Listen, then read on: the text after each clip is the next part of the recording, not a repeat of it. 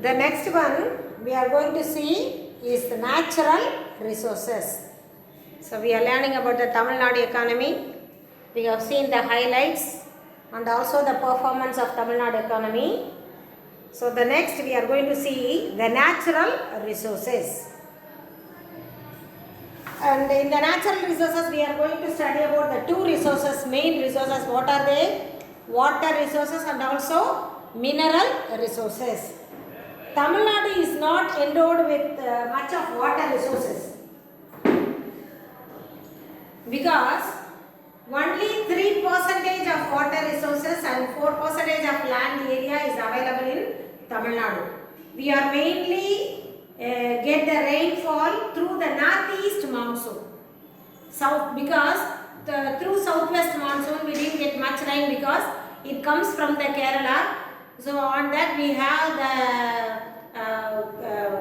Ghats, western Ghats and other things. So we didn't get much rainfall through the southwest monsoon. We usually get much rainfall. The major rain sources is only the northeast monsoon. And we also have 17 river basins. Palar, Porunai, Vaigai, Bhavani, Seyyare, and Ponnayare, Tamarabarani, Noyal, Siruvani. So 17 river basins are available in Tamil Nadu. And if you compare that, for our main source for our irrigation is well irrigation, isn't it? We have seen in all the agricultural field, they used to dig the wells for their irrigation facility. For water facility, usually we depend upon only the well water resources. And if you see the water resources, the reservoirs are 81 numbers. The canals, we have 2,239 canals and 41,262 tanks. So if you see that water reservoirs, we have only 41, and the canals, if you see the canals, if you see that also, we have only 2,239. Sorry, this is 81. This is 2,239, and the tanks, 41,262, and also we have tube wells 3,20,707, and also open wells 92,359. So we mainly depend upon the well irrigation. And the next one is mineral resources. We have few mining projects based on titanium, lignite, magnesite, graphite, limestone, granite and bauxite. We all know that, isn't it? First one, Neyveli Lignite Corporation, NLC, which is in Viluppuram district, isn't it? Kudalur. So they have also have the thermal power station, fertilizers and the carbonization plants. And in Salem, the magnite is mining at Salem, and it is also had a bauxite ore near Yerkad. And the area Kanjamala is richly have the iron ore deposits. And also molybdenum is one of the chemical element which is used in the food particle also, which is found in Karadikuttam in Madurai district. And next one we are going to see the population. Under the heading of population, we are going to see about the density of Tamil Nadu population, urbanization and the sex ratio, that is number of female per 1,000 males, and also IMR and MMR, infant mortality rate and maternal mortality rate, and life expectancy at birth, literacy. Under this heading, we are going to see the population details. The first one is density. So first one, population.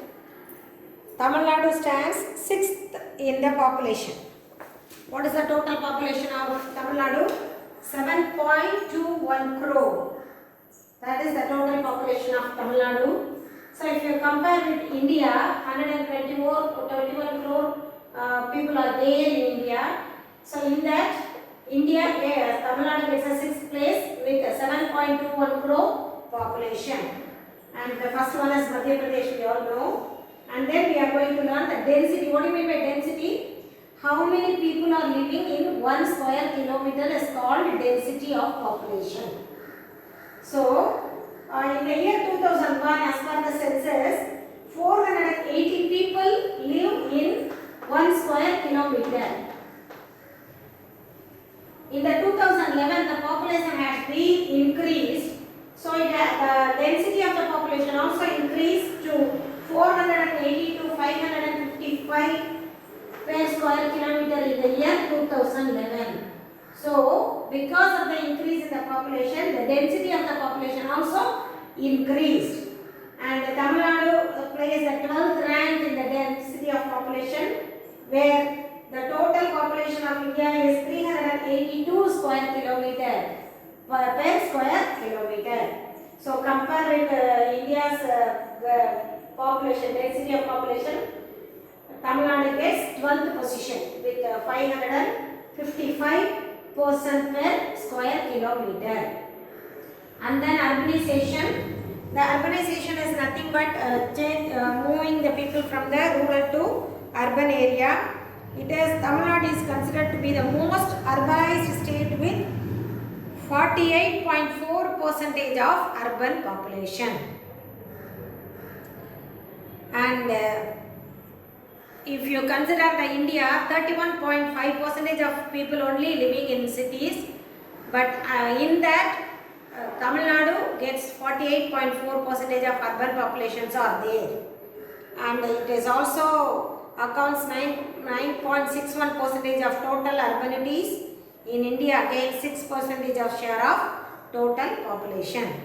And then sex ratio, that is number of female per 1000 males is called a sex ratio. So if you consider that Tamil Nadu has a balanced sex ratio, that is 995 females are there for 100 males. So Tamil Nadu gets a 3rd position. The first position goes to Kerala. So their number of females are more than males. And the second gets by Puducherry, and third gets by state Tamil Nadu. And infant mortality rate, that is IMR, that is mortality before completing 1 year. ஒரு வயசு ஆகிறதுக்குள்ளே குழந்தைங்க இறந்து போகிறாங்க இல்லையா, உடம்பு சரியில்லாமல் இதுன்னு, அந்த ரேட்டு தான் infant mortality rate IMR அப்படின்னு சொல்லுவோம். So as per the Niti Aayog's record, the IMR is 17 per 1000. 1000 குழந்தைங்க பிறந்தா அதில் 17 குழந்தைங்க தான் என்ன செய்கிறாங்க, 1 year ஆகிறதுக்கு முன்னாடி சில கண்டிஷன்ஸ் மெடிக்கல் இதனால இறந்து போகிறாங்க. So if you take the India's data, it is 34 per 1000. So see that India's IMR rate is 34 per 1000. Tamil Nadu's IMR rate is 17 per 1000, almost half of India's IMR rate. And the next one is maternal mortality rate. And we get the 3rd place in that. First one goes to Kerala, 61 per 1000. Maharashtra 67 per 1000 births. Tamil Nadu 79 per 1000. If you consider India, it is 159 per 1000. So here also we are getting only half of the percentage of maternal mortality rate given by the Niti Aayog. And the life expectancy at birth, it talks about the expected to life is called the average period of a person may expect to live in is called the life expectancy. So if you consider the India's life expectancy still falls short of most developed and developing nations. Compared with other countries, our life expectancy is very short only. And literacy, in the literacy rate of Tamil Nadu is higher than many states, isn't it? We all know that Kerala is the first state which gets 99.5% of literacy. But compared with other states, Tamil Nadu is higher than other states in the literacy rate. So in the next class we are going to see the GSDP, that is gross state domestic product, and structural contribution, per capita income, and then we will move on to agriculture and other things. After watching the video, read the book pages, girls. Thank you.